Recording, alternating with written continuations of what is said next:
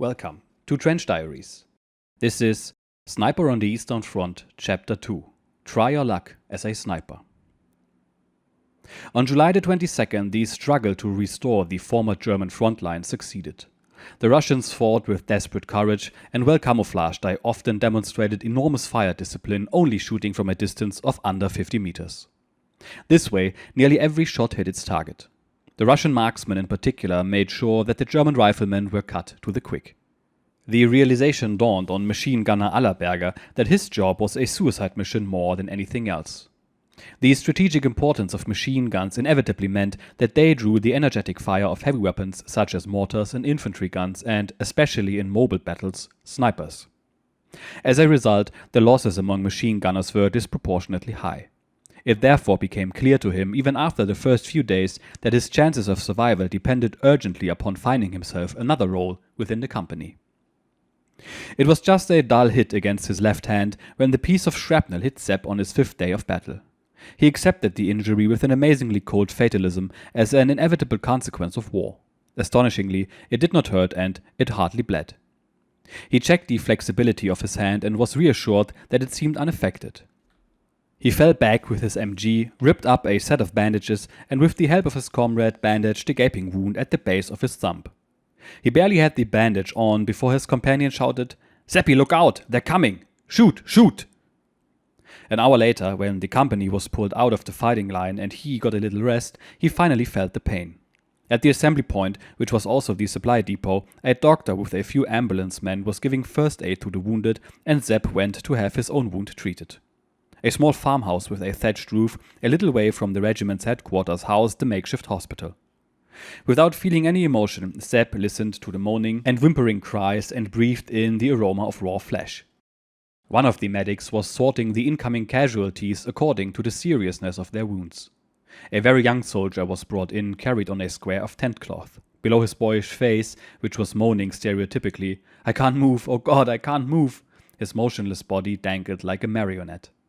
The medical sergeant lifted the wounded man and examined his chest, which was unhurt from the front.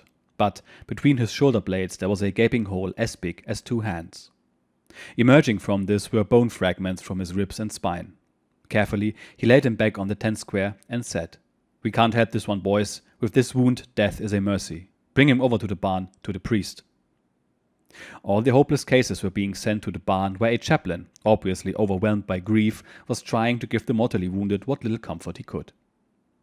Sepp's wound was judged as a trifle, so he had to wait in a queue to see a medical sergeant who was cleaning and stitching flesh wounds with practiced expertise. There was a sergeant sitting next to Sepp, whose right forearm was bound with a handkerchief tourniquet tightened by a stick. His nearly severed hand was dangling from a last few tendons as if from strings. He stared unmovingly at the floor in a state of shock. It was 3 more hours before it was finally Sepp's turn. Without a word, the sergeant removed the bandage, examined the wound for possible foreign objects, and then cleaned it with a solution of sulfonamide. A very strong medical lance corporal then grabbed Sepp's arm and turned his back towards him so that his view of the wound was blocked. As soon as he had done so, the sergeant started, without anesthetic, to quickly and skillfully cut the wound's edges clean and to stitch it. Holding his arm in an iron grip, the lance corporal said, "Cry out if you want. It'll take your mind off it." Sepp felt his self-control failing, and he became fully conscious of the pain. His screams expressed the inhuman experiences of the last few days. His wound required rest, so he was transferred to the regimental transport troop for 14 days, along with some comrades who had also been slightly wounded, in order to do light auxiliary work. During this time, the regiment, which had been bled white, was transferred back to Voroshilovsk to await reinforcements of personnel and material. Sepp, who you will remember was a carpenter, was assigned to the regiment's weaponry NCO as an assistant and given the task of sorting the captured weapons and, as his recovery progressed, of repairing the stocks of damaged German carbines. It was here in the relative safety of the regimental headquarters that Sepp, after reflecting on his situation, determined that he would try to escape further duty as a machine gunner at the first opportunity. It was perhaps an omen that he found a single Russian sniper rifle amongst the weapons he had to sort. When he saw it, Sepp immediately asked the weaponry NCO if he could have this gun for practicing. They had enough Russian ammunition, and in a clairvoyant moment the weaponry NCO said to him, Show me what you can do. Perhaps you're born to be a sniper. We need such boys to give Ivan a good going over. You know how his marksmen make our lives miserable. That same evening, Sepp started practicing. After a few days, it became apparent that he had the right touch for accurate shooting, and the weaponry NCO was impressed by his shooting skills. Seemingly without any effort, he could hit a matchbox from 100 meters, and from 300 meters could hit a wooden ammunition box measuring about 30 by 30 centimeters. The 14 days of rest passed quickly, the wound was healing, and Sepp had to get back to his company. When he said goodbye to the weaponry NCO, the latter handed him the gun with its telescopic sight and said, "Sepp, I talked to your old man," this being the name used by Lanza for their company commander, "and he doesn't mind if you try your luck as a sniper. Come on, boy, show Ivan how it's done." In the first days of August of 1943, Sepp arrived back at his company with the sniper rifle under his arm. When he reported to his sergeant, he informally received the Black Wounded in Action medal with a certificate. "Allerberger, don't you think that it's all over after this? That was just a foretaste. Keep your ass close to the turf, all the more now that you're a sniper. Now go and give Ivan a good going over." The front was relatively quiet, and the fighting was restricted to minor artillery duels and skirmishes between patrols. But the pressure was enormous because of the Russian marksmen. It was extremely dangerous to expose oneself, and in spite of the Germans' general caution, the Russians found their mark again and again. In his commanding officer, Sepp had an open-minded superior who knew the advantages of marksmen and who lamented their absence in the German army. This viewpoint was not widespread. Many officers regarded snipers as dishonorable and perfidious fighters and refused to use them. An officer of the 3rd Mountain Division expressed his attitude quite vividly in his memoirs.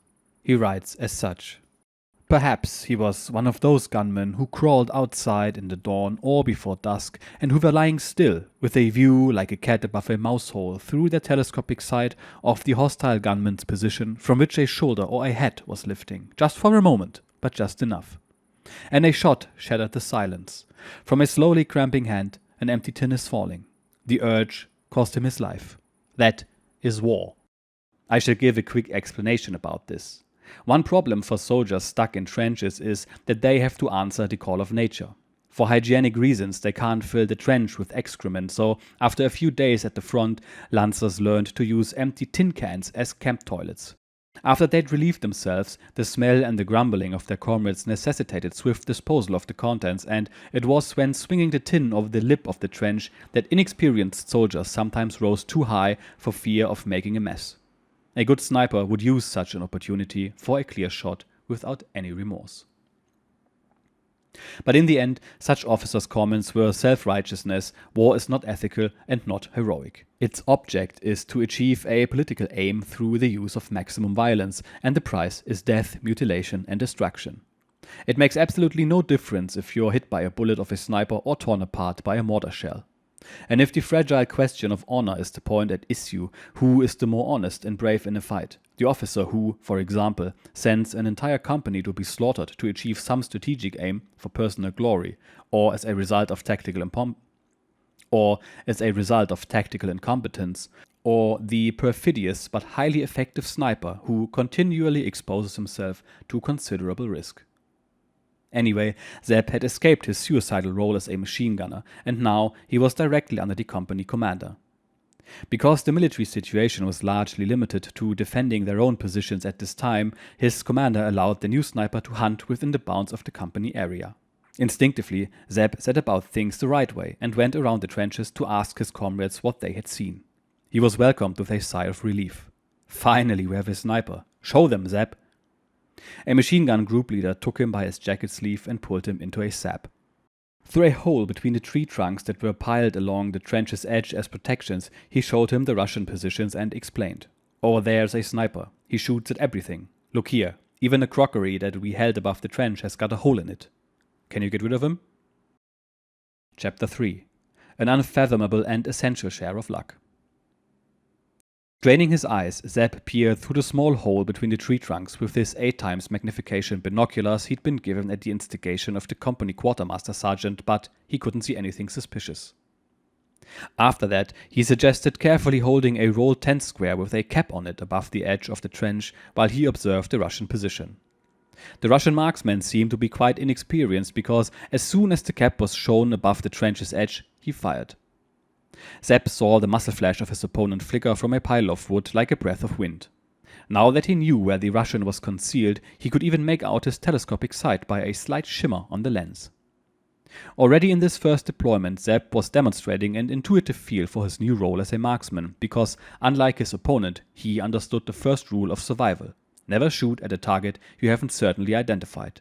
Shoot only once from one position, then immediately either change position or become invisible within it.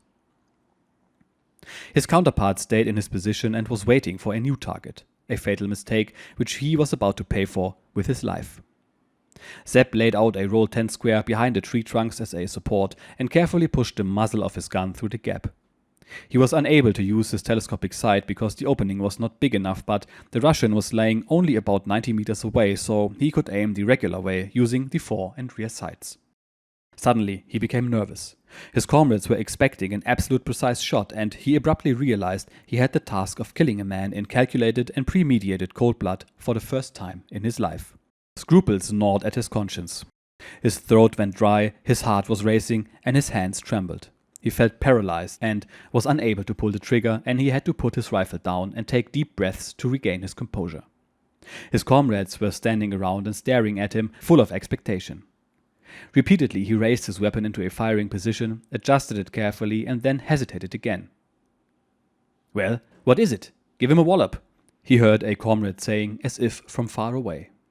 And suddenly the strain left him. As if in a dream, with machine-like precision, his trigger finger started to move. He took the pressure point, breathed deeply in and out, held his breath, and pulled the trigger.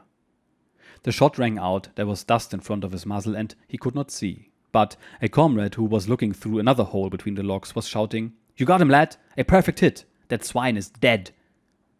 Like a brush fire, the news spread through the trenches. The Russian marksman had been finished off. Suddenly, machine guns started to shoot, carbines crashed, and somebody shouted, "Attack! Attack!" Astonished by this activity and the unexpected German assault, the Russians hurried down from their advanced trenches and fled back to their main fighting line. Meeting no resistance, the German riflemen stormed into the abandoned positions, Sepp among them. He and those who had witnessed his first shot as a marksman were curious to see its results, and they ran over to the woodpile behind which their opponent had been lying. He had dug a trench-like hollow in which his lifeless body was now lying. Only the feet were visible. Next to them was a seeping trickle of blood. Grabbing his ankles, two riflemen pulled him out so that the extent of his deadly wound could be seen. A bloody mess of brain and bone splinters was covering his back. In the back of his head there was a gaping hole as big as a fist so that they could see the inside of his skull, which had been cleared out by the shockwave of the bullet. The Lancers, who were accustomed to such sights, turned him on his back to reveal the face of a boy who may have been 16 years old. Sepp's missile had hit its right eye. "You got him neatly, lad, and you did it from a distance of nearly 100 meters without your telescopic sight. You're really good, Sepp," was the comment of one of the riflemen. Sepp looked down at his victim with a mixture of pride, horror, and guilt. Suddenly, he felt a lump coming up his throat, and he had to puke. Convulsively retching, he coughed up a mixture of bread, muckefuck, which is a Lancer nickname for malt coffee, and sardines. Though he was embarrassed by his public display of weakness, his comrades reacted with sympathy and understanding to his supposed lack of self-control. A sergeant, who was 1.5 heads taller than Sepp, with a big reddish mustache and a roguishly impish twinkle in his blue eyes, he may have been 10 years Sepp's senior, comforted him in a striking North German accent. "You don't have to be ashamed, boy. This happened to every one of us. You gotta go through this. Better to puke clean than to shit in your pants. And Daddy has always got some hot stuff with him just in case." With that, he pulled a silvery shining hip flask from his breast pocket and offered it to Sepp. "Here, take a good swig. This will pull the worry lines from your balls, but don't you dribble bits of your puke into it, or else I'll pull your noodle up to your top button." Gratefully, Sepp took a large gulp. When he handed the bottle back to the sergeant, it shot through his mind, "This guy looks just like a Viking. Only the horns on the helmet are missing." And he had to smile at the thought of a Viking among the mountain infantry. But there was no time for contemplation and personal feelings, because while they ransacked the abandoned Russian trenches for usable booty, the Soviets counterattacked, and as fast as the Lancers had won this fight, their success was melting away again. An hour later, everything was as it had been, and everybody was back in his old place. But Sepp had passed his initiation test as a marksman, and his comrades were spreading the story of his success in all directions. So he got more admiration than criticism, and this helped him to overcome any lingering doubts about what he had done. He consigned his second lesson to memory. War is a merciless process of killing and being killed. In a fight, compassion for your enemy is suicide because every opponent you do not kill can kill you the next moment. Your chances of survival increase in proportion to your soldierly skills and your lack of sympathy for your enemy. This was a principle that he observed until the end of the war.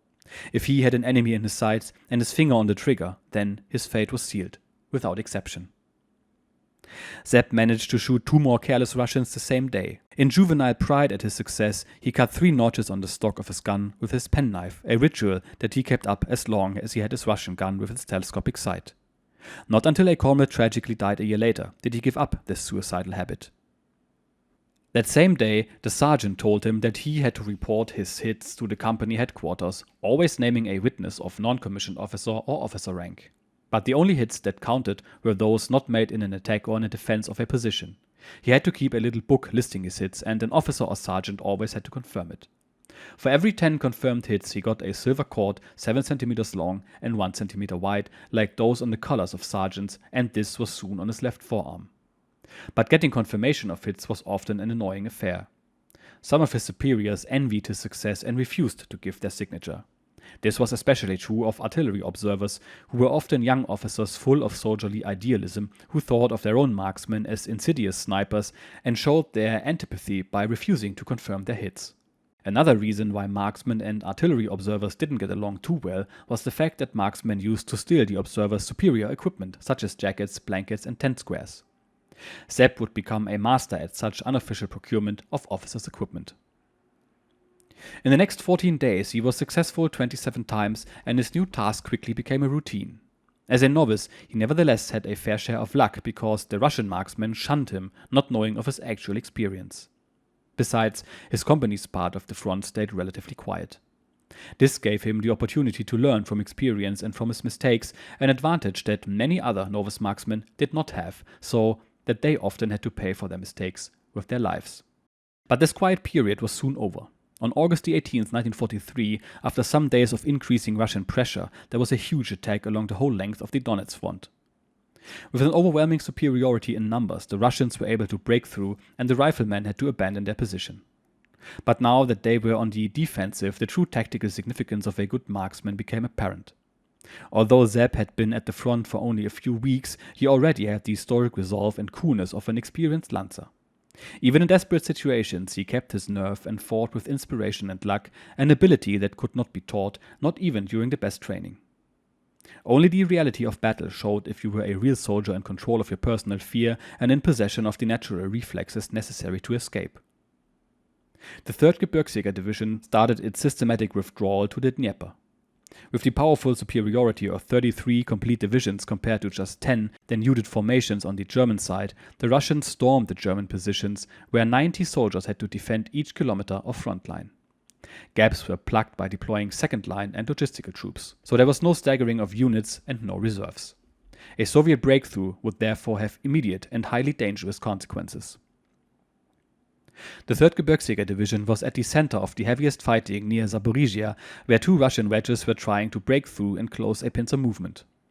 Although the riflemen of the Gebirgsjäger Regiment 144 were in a strategically important position, facing an enemy 10 times their strength, their line held, enabling the other units to withdraw in good order and construct a new defensive line.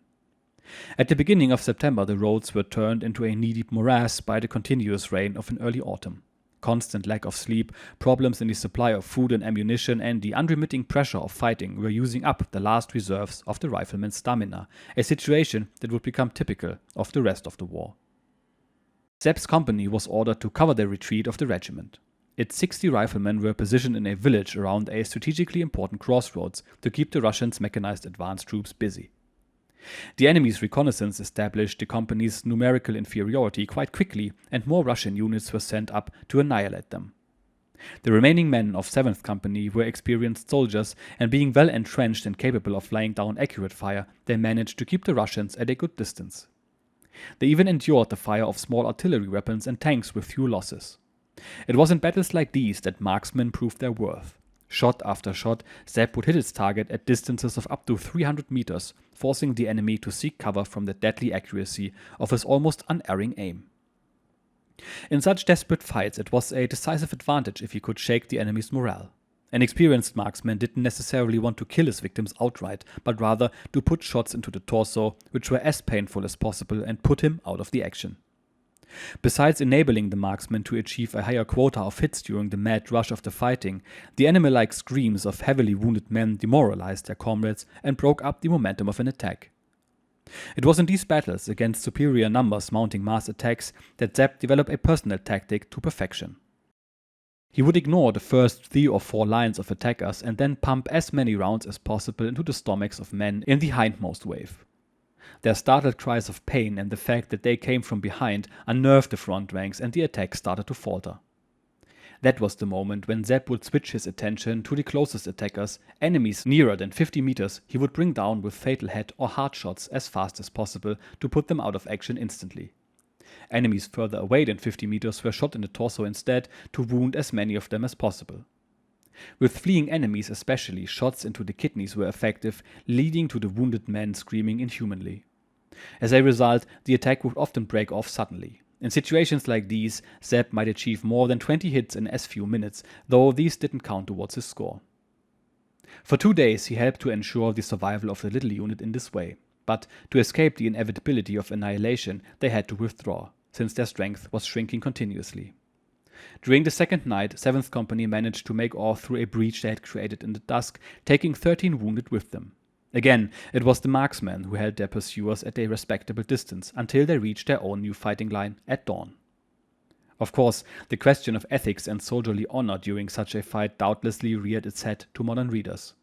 But in the midst of uncontrolled violence, personal survival and the survival of one's comrades are the only guidelines on how one should act.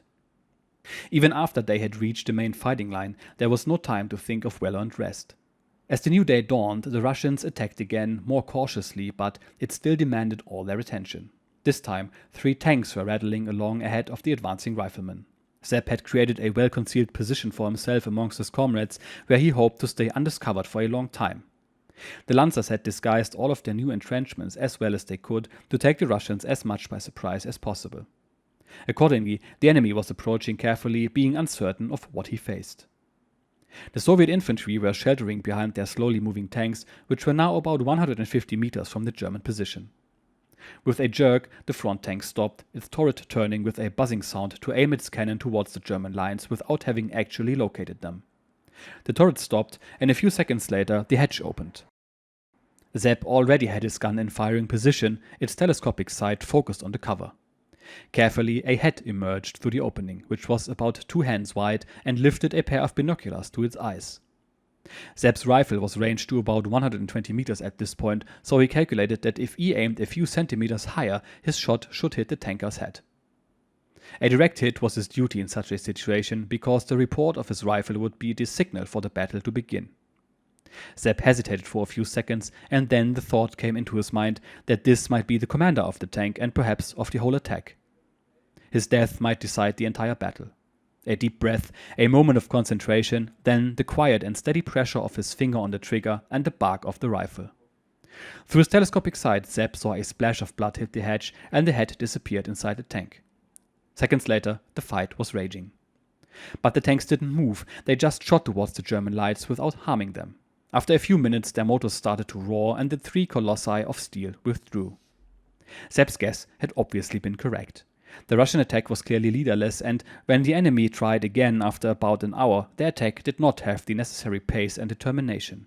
A single well-aimed shot had resulted in the demoralization of the enemy and had, in all probability, enabled the riflemen to stand firm. On September the 20th, the offensive ended. The German front, which had shortened in the meantime, had been scantily strengthened, and thanks to the high morale of the 3rd Gebirgsjäger Division, an enemy breakthrough had been prevented. On the other hand, Gebirgsjäger Regiment 144 had lost more than half of its soldiers. Those who remained were drained, dirty, lousy, wounded and ill, their faces etched with deep lines resulting from the superhuman strain on their ordeal.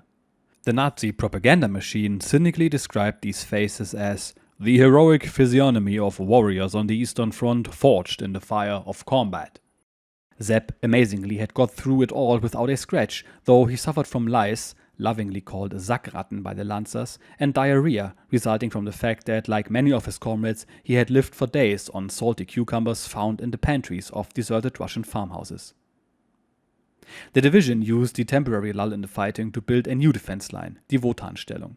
In their present location, the Lancers got a peculiar feeling of being at home because they were in the area settled by Volga Germans who had been deported here by the Russians long before.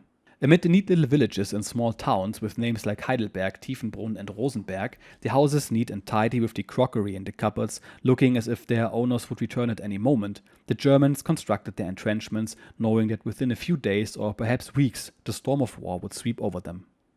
Strange feelings of their own homes being under a similar threat crept into the soldiers, an omen of things to come. While the Red Army was gathering itself for a new offensive, Gebirgsjägerregiment 144 received inadequate reinforcement in the form of men returning from leave or hospital. The supplies of weapons and ammunition they received were not as much as they expected either. The most important tasks were to ensure that the regimental area was thoroughly cleared of the enemy, to accurately anticipate the enemy's next point of attack, and to distribute their own very limited forces correctly. It was important to mislead the enemy concerning their strength by mounting bold patrols. During the early hours of morning and in the evening, Sepp stalked beyond the German lines to clear out and discourage careless Russian patrols, surprising and decimating them with his well-aimed fire and driving the survivors back to their own positions unnerved. Patrols did not expect a confrontation with a single marksman so far in front of the lines, and such contacts hit the patrols of both sides like a bolt out of the blue. That is why Sepp often managed to shoot several members of a patrol before they could find cover or withdraw to a safe distance. In the dawn of a wonderful autumn morning in late September, Sepp was lying well disguised on the top of a small hill that was covered with trees. He was observing a Russian artillery position about 1,000 meters away when suddenly a Russian patrol emerged cautiously from a copse about 150 meters in front of him.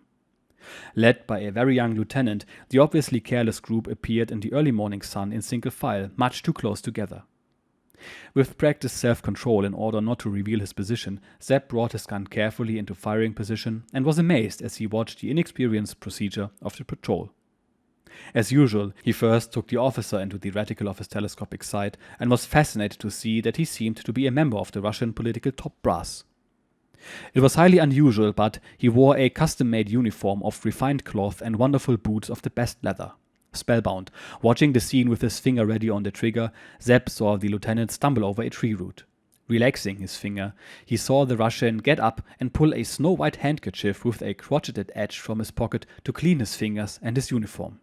To Sepp, living with dirt, smell, vermin and the daily ruthless fight for survival, the incongruity of the scene inspired mixed emotions of absurdity and a yearning for more tranquil times. But war leaves no room for sentimentality. Sparing this patrol would have put himself and his comrades in immediate danger. While he was looking through his telescopic sight, watching the lieutenant carefully dust and fold his handkerchief and put it back into his pocket, the crosshairs inevitably came to rest on the Russian's right breast pocket. The situation was conjuring an almost spiritual awareness of morbidity within him.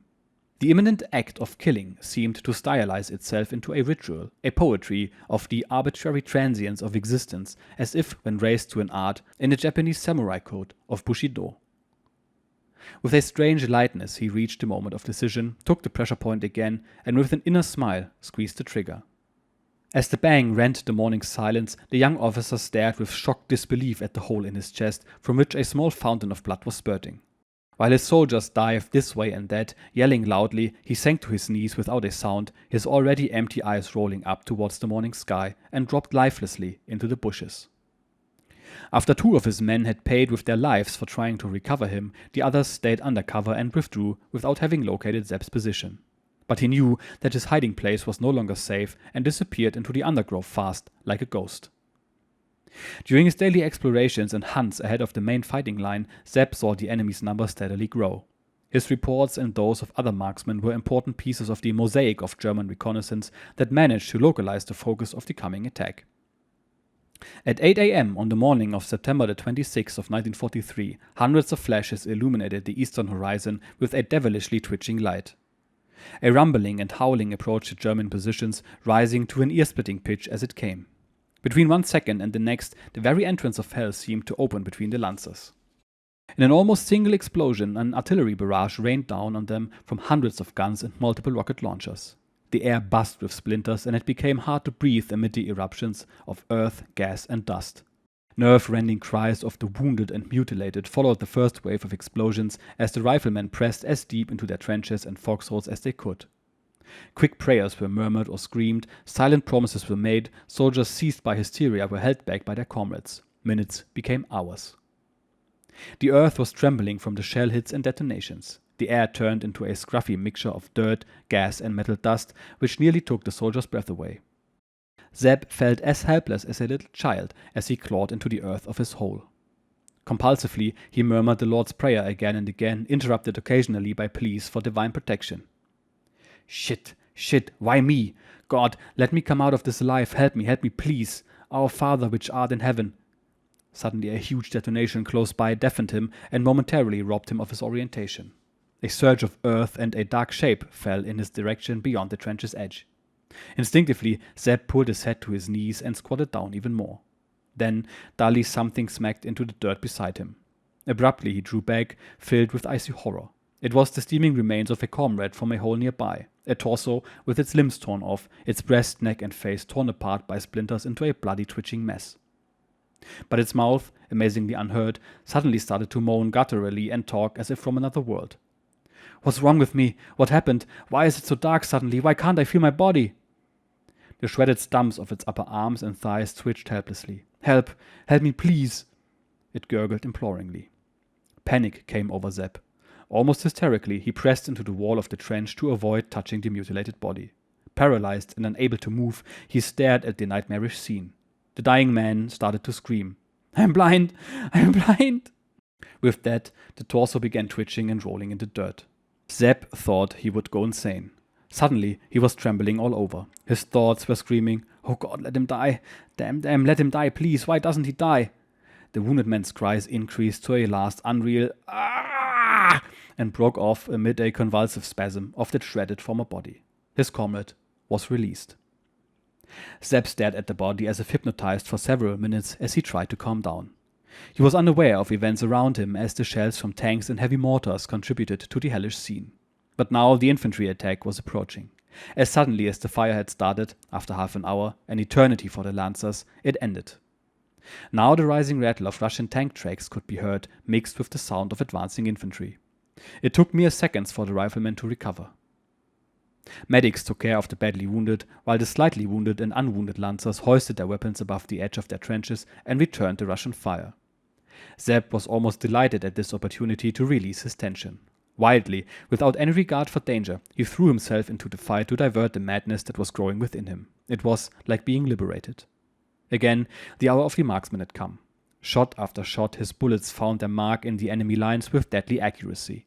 The battle surged wildly and the front line dissolved. The barrel of his gun got so hot that the rust protection of grease between the barrel and the stock was melting and running over his fingers. Around him, missiles were exploding and pieces of shrapnel were whining through the air. Instinctively, he kept changing position, quickly grabbing the ammunition of fallen Russians as he jumped from one position to another. He also had to be sure not to lose contact with his unit. To the simple soldier, the connection between the Russian offensive and the breakthrough on the lower Dnieper was unclear. To Sepp, the whole strategical situation was reduced to the level of a primeval struggle for survival.